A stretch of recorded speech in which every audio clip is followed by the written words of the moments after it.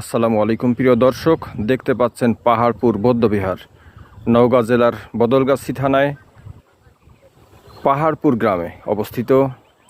বইতে যেমন আপনারা পড়েছেন আর কেউ গল্প শুনেছেন, আমিও ঠিক তাই করেছি। কিছু গল্পও শুনেছি আর নিজেও পড়েছি। অতএব সে বিষয়ে কথা বলছি না, শুধু দেখতে থাকুন। এর মধ্যে দিয়ে কিছু ক্ষোভ প্রকাশ করি। দেখতে যেমন দেখছেন যে অগোছালো একটা জায়গা, ধ্বংসস্তূপ, পরিবেশও সেরকম।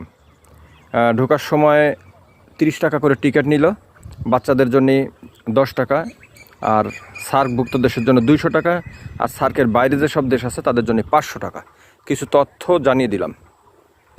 যাদের খুব বেশি সময় আছে, টাকাও আছে, তারা আসেন দেখতে, আর যাদের এসব নেই তারা দয়া করে আসবেন না।